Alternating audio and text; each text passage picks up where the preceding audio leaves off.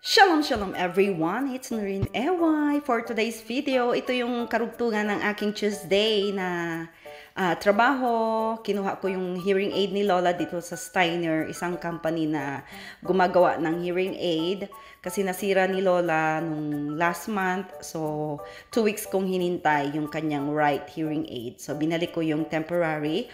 At madali ang umuwi na lang ako ng bahay. Alam nyo na, kasi medyo nakakatakot pa rin lumabas.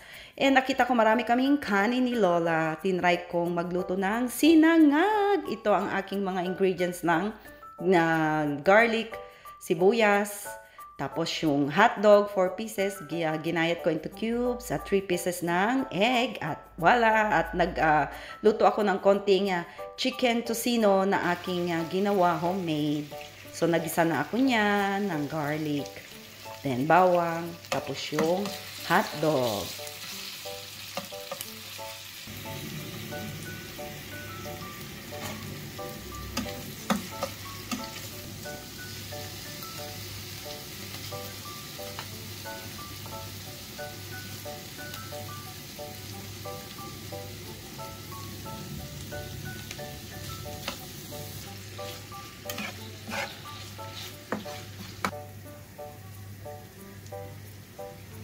Ayan, habang ako ay nagigisa dyan, si Lola naman ay nasa sala, malapit sa TV, nanonood lang siya ng kanyang mga music. At yan na nga, nag-aamoy-amoy na yan, diba? Sabi niya, ano daw niluluto ko? Sabi ko, it is fried rice, special fried rice. Tapos, ano daw yun? So, matitikman na niya mamaya, sabi ko. So, ayan, sangkatermang kanin. Kasi, nung isang araw nagluto ako, tapos hindi naman kami nakakain ng kanin kasi nag-fries lang si Lola. So, pag nag-fries lang siya, o kaya yung potato ang niluluto ko, yun na rin yung kinakain ko, tsaka nagsabaw lang. So, nilagyan ko ng chicken powder yung aking kanin, or yung sinangag para medyo malasa-lasa ba ng konti. Pero yung aking mixture na mga tocino, hotdog, nilagyan ko yan ng patis para medyo masarap-sarap ba, ganun. So, patis naman is okay lang kay Lola.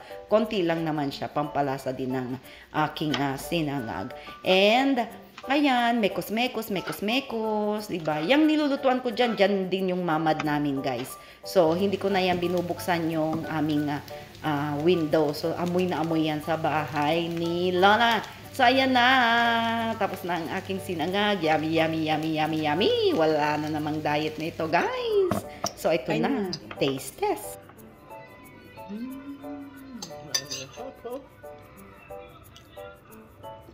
Sarap.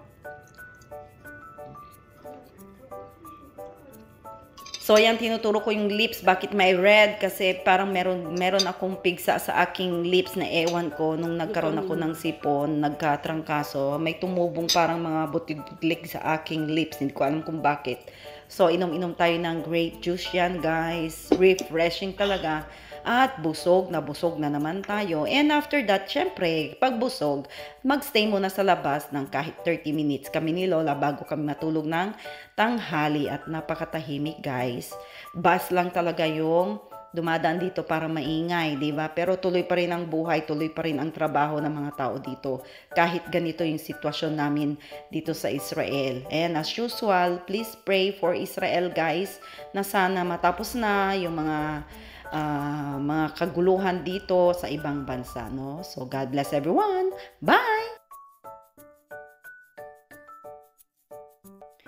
Shalom, shalom everyone! It's Noreen Eway. At eto na naman tayo. Siyempre, kakain muna ang Lola ko bago magtrabaho.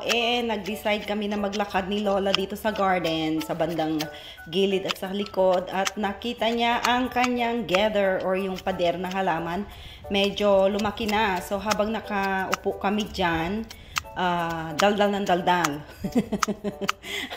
Kung pwede daw ikat ko na lang habang nakaupo kami. So, syempre, mabait naman akong caregiver niya at nakaupo lang naman kami dyan habang muni-muni, nagkikwentuhan kaming dalawa. So, nag-decide na lang akong ikat kasi hindi naman siya ganon kainit at mahangin dito sa gilid namin sa bahay. Yan, nakaka-relax din siya habang nakikita niya ako nagpapakahirap na mag-garden. Charot!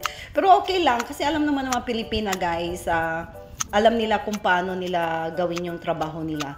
Alam nyo hindi naman namin trabaho yung pag-garden yan, pag-cut ng mga halaman, pero syempre nakaupo ka lang naman din at hindi naman ganun ka dumi yung gilid ng halamanan namin ni Lola. So ginawa ko na lang guys para pampalubag din ng loob kay Lola habang siya ay nakaupo. Kasi si Lola guys, napakalinis na tao nito, sa loob ng bahay at sa labas ng bahay. Ultimo sa pagkain niya, very meticulosa siya. So nakasanayan na niya yan. Pero pag minsan medyo sala sa init, sala sa lamig ang kanyang otakers, hindi mo siya mapapahindian sa gusto niya. So ngayon, malapit na naman, bilog na naman ang buwan. Ay, Diyos ko, day. So pag bilog ang buwan, bilog na rin ang pag-iisip niya, ganun. So ako na lang nag-aadyas para medyo kumalma siya. Nasa labas kami at nakikita niya may ginagawa ako para sa kagaganda ng bahay niya. At masaya siya. So, ganun na rin ako. Masaya na rin ako sa naidudulot na ginagawa ko para sa kanya. So, ganun talaga ang caregiver, guys. Nasa sa inyo yan kung paano nyo i-deal yung pagka-Alzheimer ni Lola. Kasi nag-uumpisa lang siya.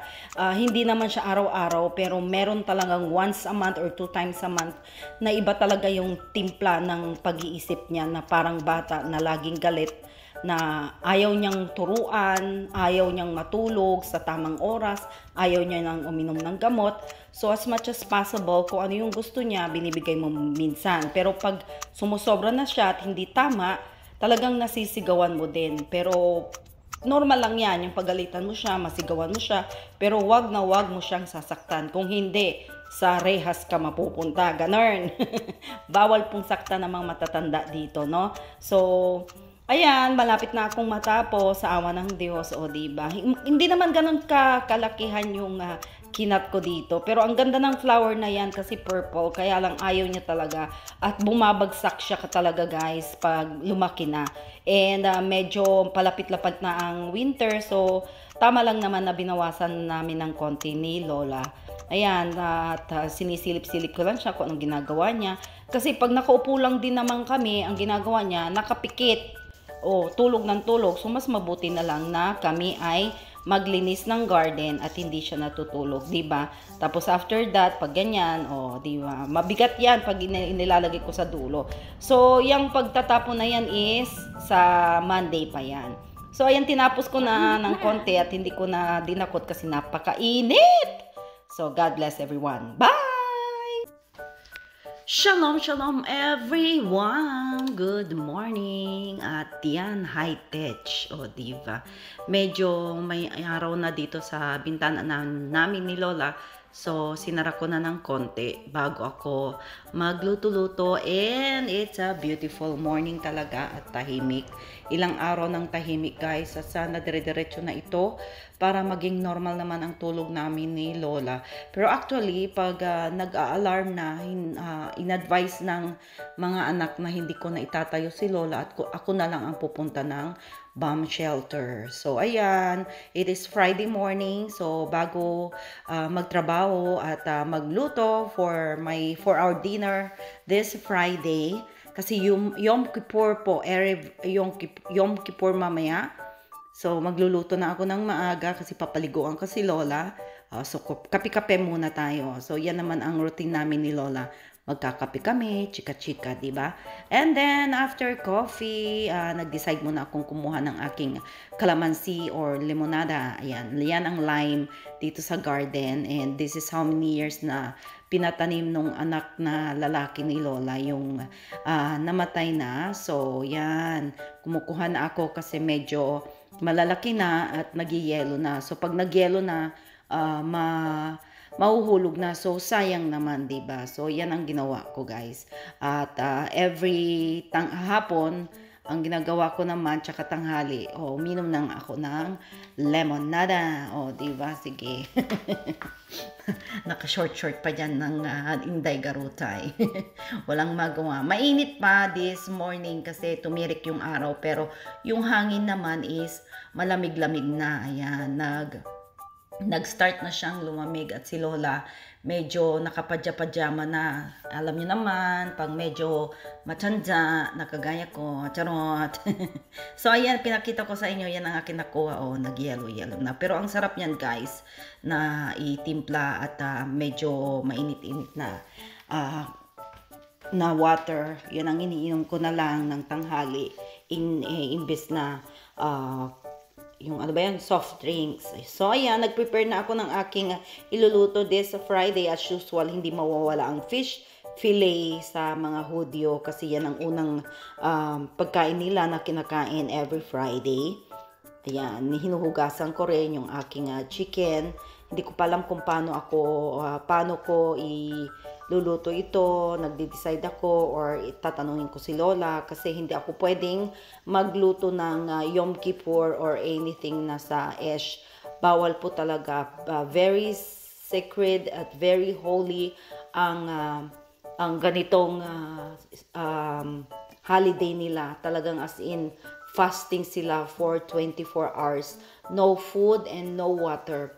Pero si Lola naman kasi is 94 years old na at matanda na talaga at may iniinom siyang gamot at medyo may Alzheimer na. So, hindi pwedeng siya ay mag-fasting. So, God knows that and sabi naman niya, hindi na siya pwede. At yung mga anak, sabi sa akin, hindi na pwedeng mag-fasting si Lola.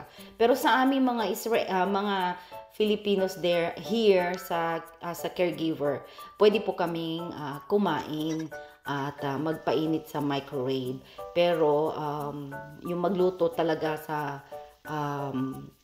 stove or mag-ano ng fire, bawal po talaga. May mga religious talaga na naka-timer yung kanilang mga gamit kasi hindi talaga pwede, wala talagang gumagamit ng anything na may kuryente. So ang ginagawa ng iba nga is tinatawagan na lang kami mga caregiver. At ito si Ima nag-greet sa Amerika sa mga apo niya. Ang ganda ni Lola. So God bless everyone, have a good day, bye.